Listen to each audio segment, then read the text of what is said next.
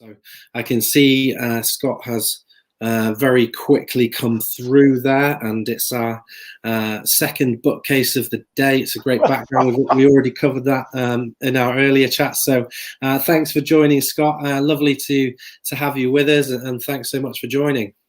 Thank you for the invitation, Chris, and I hope that folks find this an interesting and informative discussion. Good stuff. Well, I've just popped up those slides that are going to accompany us in this chat as well. So as we move through, if you just want to navigate through those as you see fit, but I guess a great starting point here would just to be for our audience to understand who Scott Cory is and your role and your job within ACL, and perhaps if you could mention ACL's vision for elder justice as well within that remit. So I want to take a step back and talk just for a second about what ACL's mission is. Sure. Which is to maximize the independence, well-being, and health of older adults, people with disabilities across the lifespan, and their families and caregivers. ACL is a federal agency that makes grants to organizations that provide services to make changes in the lives of people. And it's really important to try and understand that, because sometimes I think we get caught up in thinking that the changes that we make at a federal agency are about our agency. But I like to take the broad view and understand that really the changes that we're trying to make are to improve the lives of the people that we serve. Mm-hmm. And so in particular, when we're talking about elder justice, we're talking about issues of abuse, neglect, and exploitation. And you'll hear me say this over and over again throughout the presentation, where people's lives are impacted by financial exploitation, by emotional and physical abuse, by other kinds of exploitation that have an impact on their health, their emotional well-being, and their financial well-being. And this is sort of the segue into what the vision for elder justice is all about. Yeah. We're working to try and create a system of supports for folks that allow them to live as comfortably and as fully as possible. And where possible, there are systems and services to prevent abuse, neglect, and exploitation. And where people experience that there are ways to be able to help them recover from abuse, neglect, and exploitation. And so I asked myself the question, how does this have any impact on digital transformation? And the reality is it completely informs that need for digital transformation. Sure. And how we both provide services to the people who need them, as well as how ACL as a grant-making organization organizes itself to be able to prepare for those services. It means that we have to be data-driven from the start, mm-hmm. and we have to develop tools that everyone can use to address these issues. So you've obviously got a very important mission statement, really, and the work you're doing is quite incredible. So it's a pleasure, really, to have you here, and we can discuss that kind of digital approach as well. And you're here to share ACL's utilization of digital technologies to design a digital product to predict adult maltreatment. Could you tell us a little bit about how that project came about and your aims within that project? So when I was recruited for the job, there was a lot of discussion about how do we measure elder abuse? What do we do to understand the dimensions of elder abuse? How much of it? What is it? How often does it occur? Where does it occur? And literally the first day on my job, there was sitting on my chair a packet of material. It wasn't even an email. It was like literally a binder, which was an acquisition to be able to that was intended to develop a system that would collect information about elder abuse.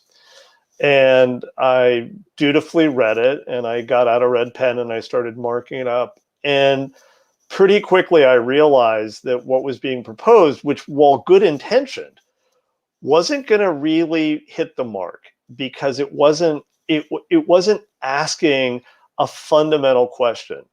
What data is available from our partners at the state and local level to be able to document elder abuse? Mm.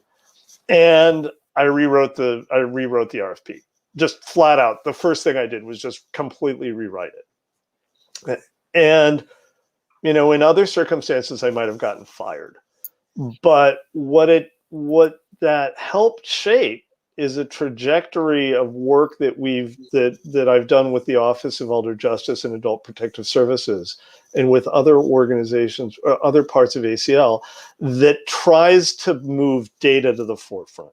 Mm-hmm. It really is asking the question, what data do we need in order to understand a problem and to be able to make decisions about those problems and the work that we're doing. And I think that by being data forward and making sure that the understanding of the data is informed by the stakeholders in the program, that was the first element of success in the digital transformation journey I began that first day as a CIO. Sure. That then led to that RFP led to the development of a system that we call NAMERS, the National Adult Maltreatment Reporting System, which reaches out to state and local adult protective service agencies, which is the primary way in which we address issues of abuse, neglect, and exploitation. Mm-hmm. And it put them at the beginning of the process. We worked with, I think we worked with 40 plus states, I have the exact number, to actually understand what they're doing to collect data. Mm-hmm. And to build the data that we were gonna collect in NAMERS from what they were able to provide from us. Sure. And as a result, and this is a voluntary system, there's no compunction for the states to contribute. The first year that we stood NAMERS up and went into production, I believe it was 54 states contributed. Now 56 states and territories contribute voluntarily every year to NAMERS, and that's significantly built our knowledge of the extent and type of abuse, neglect, and exploitation that is seen by state and local adult protective service agencies in the United States. Mm-hmm. And that ACL, Department of Justice, other federal agencies never had that view into abuse, neglect, and exploitation previously. And that was a huge step forward. We also knew that based on what the states were able to provide, we didn't have an entirely complete understanding of abuse, neglect, and exploitation. And that we were going to have to look at other sources of data to complete that vision of what might be factors that lead to abuse, neglect, and exploitation. And so after, I think we went live in 2015 or 2016, sometime around 2018, I was sitting with a group of my colleagues at a restaurant in DC, Tortilla Coast. So DC people will know what it is. It's right off of the hill. Lots of interesting things happen there. And so in a conversation, we basically said, okay, what do we do next? And that's when the concept of our project, Predicting Risk of Adult Maltreatment, came together. Mm-hmm. And then with that, going to kind of the technology side of that, how did you, in the beginning, in your initial beginning, go about selecting the technology you wish to use for the project? You've already talked about lots of kind of collaboration and asking around, but were there any agencies who were using these technologies which inspired you to apply these techniques, and what was kind of the process there? So I had there's a stroke of luck here, and Bethany was speaking about this earlier, and I caught the end of her presentation. I've been able, during my tenure as ACL CIO, to move ACL from a set of legacy systems to cloud-based systems. Mm-hmm. And by doing that, that created a technology space to be able to deploy a number of tools, Yeah. primarily in the Microsoft Azure cloud, but potentially in other clouds as well, that would allow us to be able to store data, Mm-hmm. to transform data, and then to be able to apply the appropriate kinds of tools to analyze data quickly and rapidly. Mm-hmm. So I'll argue that one of the key elements to our success is that we are a cloud-first organization, Yeah. and that in making that change, it enables projects like PRAM to take place relatively quickly. Mm-hmm. And with greater effectiveness than might otherwise happen. Of course. So that helped a lot. Mm-hmm. The other thing to note is that we looked around at other federal agencies that were doing similar kinds of work. Mm-hmm. And we found examples in healthcare. Yeah. But we're not a healthcare agency. This isn't a healthcare issue. It's in our world, we refer to these kinds of the services that we provide as services supporting the social determinants of health.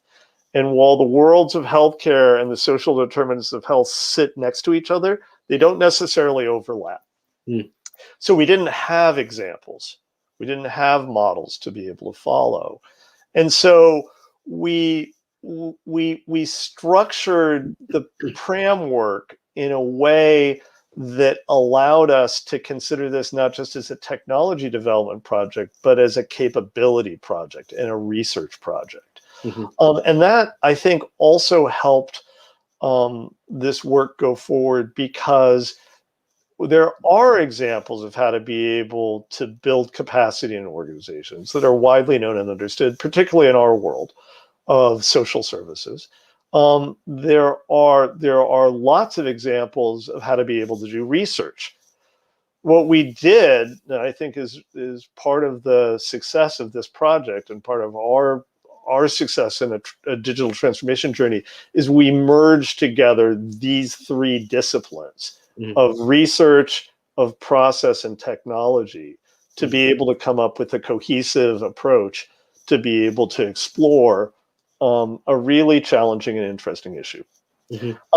So it's I guess the piece here is two parts. One is that we had a technology platform that worked for the kind of analysis we needed to do, and that's straight up a result of choosing cloud services to be able to develop our applications and store our data. And the second is an approach that really is interdisciplinary. It's not just technologists working on this. It's a variety of folks. Mm-hmm. Yeah, good answer. And then with that, a question many people ask when looking at merging technologies: where do you start?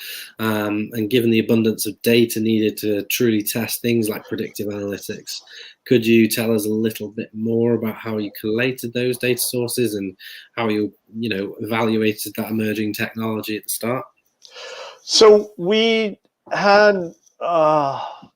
had a really interesting process internally of asking. We've never done this before. How are we going to inform our choices? What are we going to use to be guides? And we established what we refer to as a technical experts panel, which is a group of people who are not technologists, who are not data scientists, but they are subject matter experts in child abuse, elder abuse, adult maltreatment. There are folks who work in adult protective service agencies. We have gerontologists. We have folks who specialize in law enforcement and advocates for older adults and people with disabilities. And what having that panel was able to allow us to do was in some ways equivalent to having a dissertation panel. If you're in graduate school and you're writing a dissertation, you have people who are advising you on Is this right? Is this wrong? We think you should do this differently. And by convening this panel, many of whom have deep experience in research, many of whom have deep subject matter expertise in the kinds of data that are available to document abuse, neglect, and exploitation, we were able to have them provide us a kind of discernment that allowed us to make good choices about what data we would be able to use for this and what sources of data we might be able to identify and collect. And that began with the data we had from Namers. It included additional information about community factors that might, about community data that might include factors that would be risk for abuse, neglect, and exploitation. We explored initially whether or not we would be able to use data sets that would include individual information. The technical experts panel advised us against that. So we limited the world of data for PRAM to just information at the community level that might indicate changes in risk for abuse, neglect, and exploitation. Mm-hmm. And that was tremendously helpful. We also had partners in this process. Our contractor for the enterprise digital strategies and solutions contract that ACL maintains to support our technology portfolio, BCT Partners, had done work with using predictive analytics for social sciences. We have a strong relationship with Microsoft. And, obviously we use Azure as our primary cloud, but we've also engaged Microsoft consistently over time to be able to explain the nature of the work that ACL does with older adults and people with disabilities, and particularly in the area of elder abuse and abuse of other vulnerable adults. And so that team was able to look at those sources of data and propose data sets that would be appropriate to use for this. And they also proposed tools that would be effective as well. Okay, nice. And then you talked about the kind of the gathering and cleaning of the data, and that being the first two steps of a 5-step approach. Could you enlighten us on the later stages in order to build the algorithm used for machine learning? So don't confuse a CIO with a data scientist. So yeah. I can start this conversation, but I'll do, if people are interested, I can direct you to the work that we've done and what's hopefully it's soon to be published final report on PRAM1. We really, the simple answer is we used a multi-stage process that once we'd identified data sets, we looked at gross assessments of those data sets for accuracy and completeness of the data. We moved into tagging the data and labeling it and organizing it so that when we applied machine learning tools, it would be prepared for it. We also then used predictive scaling techniques using trained random forest algorithms. And all of this, the detailed level of this is in our report, on our final report that's going to be available hopefully very soon. And I think it's important to know that kind of knowledge and expertise in doing data is really critical. That you want to make sure as you're beginning this kind of work that you are confident that the data is going to support predictive analytic techniques, and that in doing so, the kinds of tools, both the inherent data that you have as well as the tools you're using are not going to introduce bias in any way. There's a increasingly important conversation about how algorithmic tools can create bias in results. Yeah. It's important, particularly when you're dealing with people. In many cases, in communities that have existing vulnerabilities, where collection of information isn't necessarily complete, and from which, when algorithmic tools are applied, you may see bias introduced that would be genuinely harmful to those communities. Mm-hmm. This is really a critical issue. Everyone needs to be paying attention to this. Mm-hmm. If it's okay with you, because we're coming up a bit short on time, there's a good question that's coming from the audience. So if that's all right, we'll put it to you. That's great. Once you, and it's going back to what was said earlier in the conversation, I think, it says, once you understood the data and data sets that you need, how did you identify emerging technologies of choice from that? So that's when having partners who had prior experience with doing this kind of work were really, really invaluable. Both BCT Partners and Microsoft encouraged us to use a tool known as Jupyter Notebooks. I'm not the expert. They advised use of a tool known as KNIME, KNIME, which was used to be able to build and develop algorithms. Mm-hmm. They provided additional guidance and insight into the application of tools that allowed us to run different approaches, and from the results, review them. We consulted with our technical experts panel, which had questions about the results provided, and then they gave us guidance. We think that potentially what you've gotten is a recursive result. You need to go ahead and change this. So the the engagement broadly of the partners who were involved was really critical to be able to choose both technology tools and practices and application of those tools. Mm-hmm. Nice. Sorry, were you finished there? No, does that answer the question? Yeah, I think so. There was a follow-up on that, though, kind of moderating a secondary conversation now. What about serving data for consumption by external users, and how do you see that from a transformation perspective? So that's a great question, and it's one that we've been grappling with since the beginning of Namers. So the Namers data, with the fourth year, we're going to start making available to interested parties. It won't be generally publicly available because there are issues with data quality and completeness that mean that it takes a relatively sophisticated analysis and approach to be able to use that data without errors and without without creating some issues. Yeah. So that information will be made available, I believe, within the next year. The results of our work in predicting risk of adult maltreatment are going to be available both in the form of a report.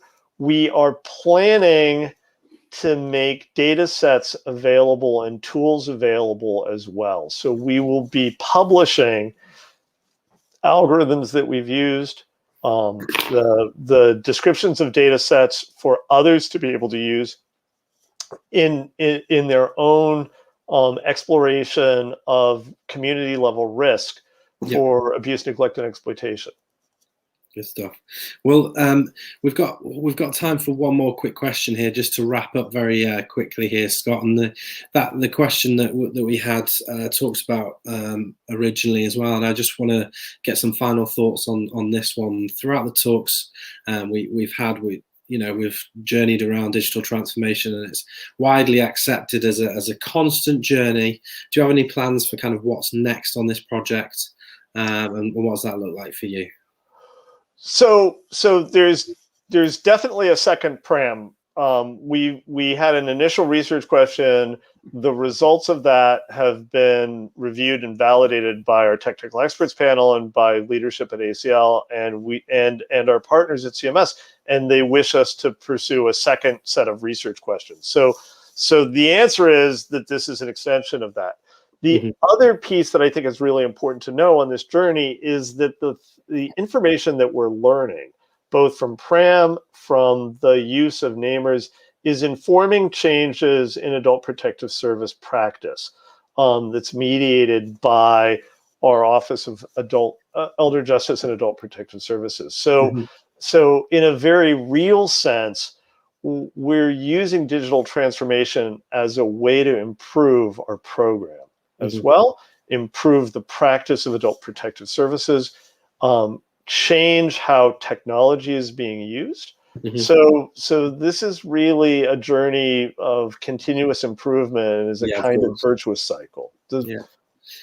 Thank you, Scott. Well, we've run out of time. There was, we could talk a lot more on quite a few things there, and it's unfortunate that we have come to time, and there is more questions there. So perhaps I can connect you after the event and put those questions to you, because there's some good ones about you'd referred to overhauling legacy at the start, and there's a question about legacy modernization issues. So I'll put those to you on email or similar.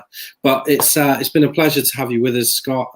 Beneficial conversation, and it's good to hear the work you're doing and the good work you're doing as well. It's technology for good in this instance, which is really great to see. Thank you very much. Thanks to everyone for joining. And I'm looking forward to seeing the questions and hopefully providing informative answers.